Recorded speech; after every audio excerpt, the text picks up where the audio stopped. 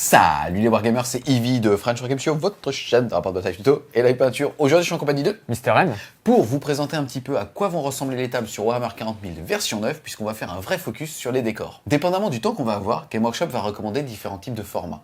Et ça va avoir une vraie incidence sur la taille de la table. Pour les plus petites, on va être sur 44 pouces par 30, et pour, on va dire, celles standardisées, de 1000 à 2000 points de jeu, on sera sur une table de 44 pouces par 60. Ça veut dire en centimètres, une table qui va faire 112 cm par 152,5. Games Workshop a bien expliqué que les décors, ça va être le troisième joueur, et effectivement, c'est les décors qui vont permettre de casser la létalité de certaines armées, et donc d'avoir un jeu plus plaisant, plus stratégique.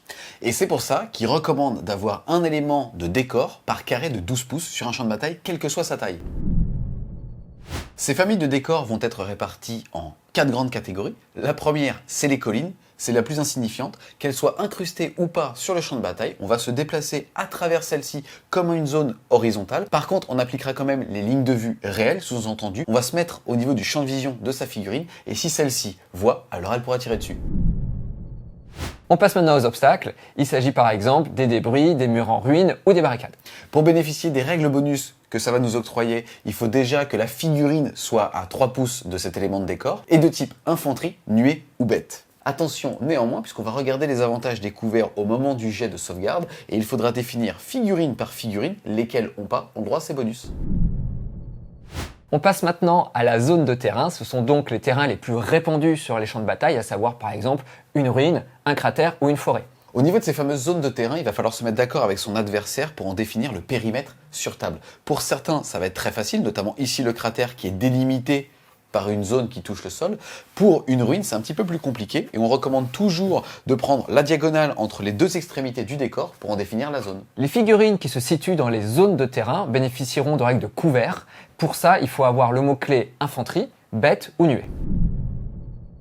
Et enfin, dernier élément de terrain, ce sont les bâtiments. La première chose à voir, c'est qu'ils sont considérés comme des unités et pas comme des éléments de décor. La deuxième, c'est qu'on ne peut pas passer à travers et qu'on va utiliser les champs de vision réels si jamais on veut tirer justement à côté, devant ou derrière. Et enfin, qu'ils sont considérés comme des figurines ennemies et sont donc attaquables.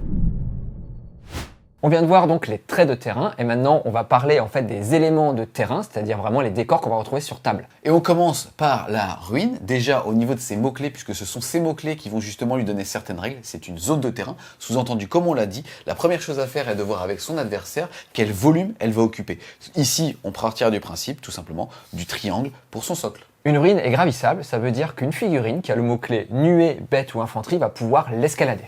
Pour ce faire, il suffira que sa valeur de mouvement, d'advance ou de charge lui permette tout simplement d'arriver et de pouvoir poser son socle au-dessus de l'élément de terrain. A noter aussi que n'importe quel type d'unité qui ne serait pas infanterie, nuée ou bête peut quand même l'escalader si elle a le mot-clé vol.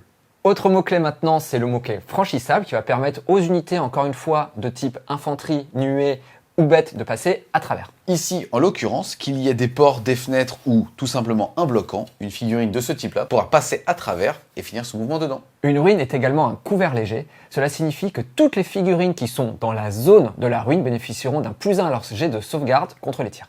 Ça n'impactera bien sûr pas les jets de sauvegarde invulnérables, et comme tu viens de le dire, ce sont bien les figurines à l'intérieur du décor qui vont avoir ce bonus-là. C'est-à-dire qu'à partir du moment où on est visible, son adversaire va pouvoir cibler une unité, et c'est au moment où on va faire son jet de sauvegarde qu'on dira c'est la figurine dans le décor qui prend la baffe et qui donc tente cette sauvegarde d'armure améliorée. Autre règle de la ruine, c'est défendable. Ici, il faut que toutes les figurines de votre unité soient sur ou dans la zone pour pouvoir bénéficier d'une règle qui s'appelle tenir bon. Cette règle va en fait vous permettre tout simplement de pouvoir tirer en Overwatch à 5+.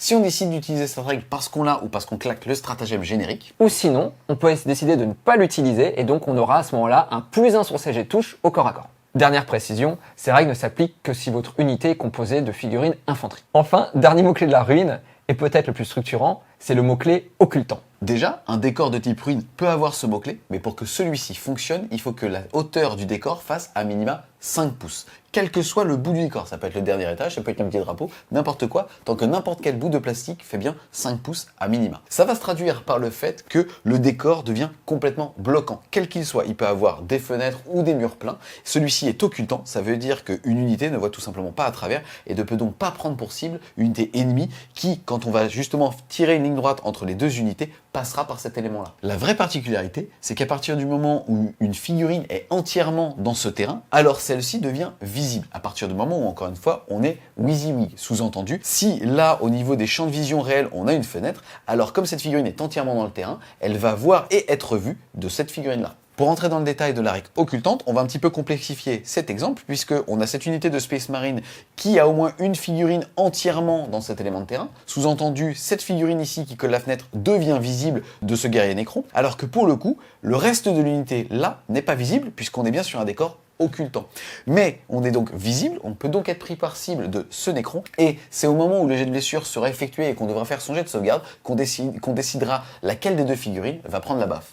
Et donc laquelle aura un +1 à son jet de sauvegarde, ou sinon fera un jet de sauvegarde normal. Exception sur les décors occultants, c'est qu'ils ne fonctionnent pas sur les véhicules qui ont le mot-clé aéronide, donc les avions, et ça ne fonctionne pas non plus sur les figurines qui ont 18 points de vie ou plus. Dans ce cas-là, on sera tout simplement sur du WYSIWYG, sous-entendu, là, aucune des deux figurines n'est dans le décor, ça veut dire que le Nécron voit à travers la fenêtre, il peut lui tirer dessus, puisque celui-ci n'est pas occultant. Par contre, si jamais il est derrière un mur bloquant, là, même si celui-ci n'est pas occultant, lui-même ne voit pas le volant. Pour conclure donc sur ce mot occultant, chaque joueur va devoir prendre des décisions. Soit je choisis d'avoir toutes mes unités, on va dire, dans la ruine, dans quel cas je vais bénéficier d'un couvert, mais mon adversaire va potentiellement pouvoir me tirer dessus, ou alors de ne pas être dans le décor pour casser les lignes de vue.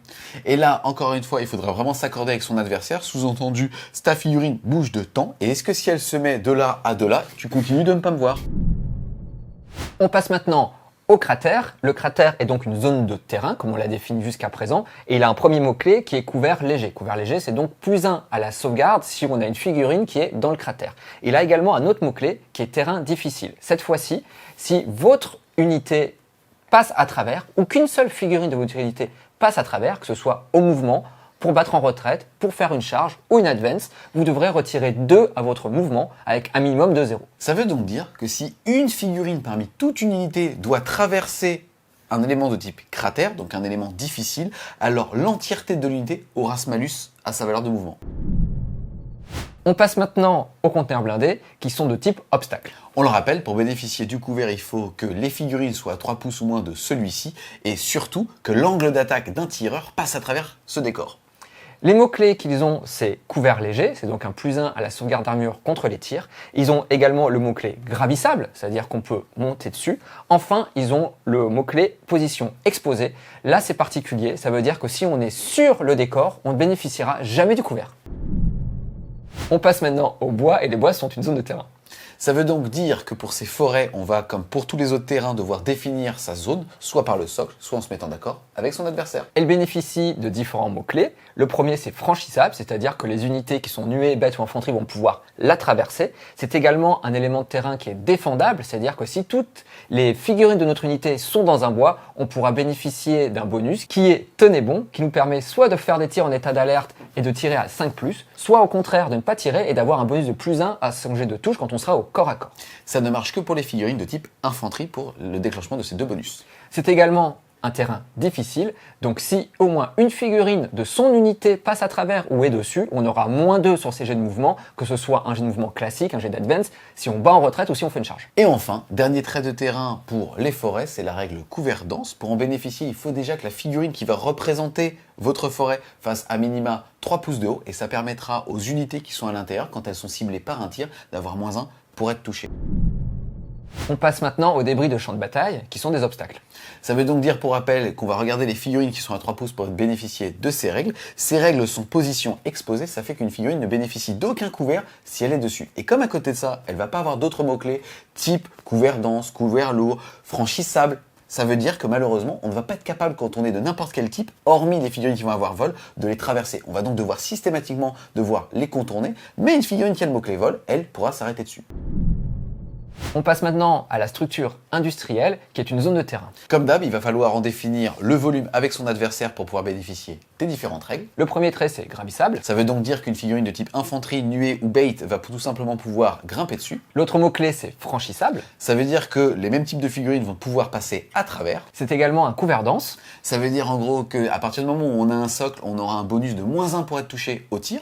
Et enfin, il est défendable. Ça veut donc dire que si jamais on est chargé à travers celui-ci, on va être capable d'utiliser la règle tenez bon, soit de faire un tir en état d'alerte sur du 5+, soit de ne pas le faire et d'avoir +1 pour toucher au corps à corps. À condition qu'on soit infanterie et que toutes les figurines d'unité soient dans le décor.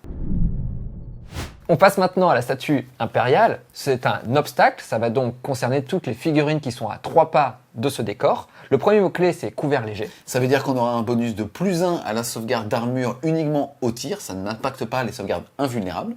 Il a également le mot-clé position instable, ça veut dire qu'on ne pourra jamais se poser dessus, même si on a le mot-clé vol. Il a enfin le mot exaltant imperium. Ça veut dire en gros que les unités à 6 pouces de lui auront +1 à leur valeur de commandement. S'ils sont imperium.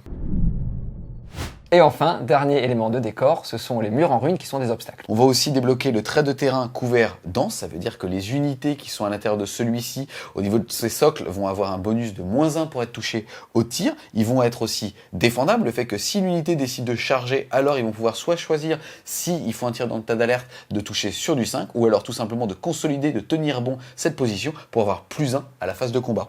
Et enfin, ils sont position instable, ça veut dire qu'une figurine n'a pas le droit d'être posée dessus. Ils sont également franchissables, c'est-à-dire qu'on pourra passer à travers si on a le mot-clé infanterie, bête ou nuée. Et enfin, la dernière règle de mur en ruine, c'est ligne de défense. Ça veut dire que si une unité désire charger l'unité dans le couvert, alors si celle-ci est à 1 pouce ou moins de cet élément de terrain, l'unité va charger et finir à 1 pouce ou moins du plastique, et ceux-ci vont pouvoir taper puisque leur zone d'engagement sera considérée comme étant de 2 pas.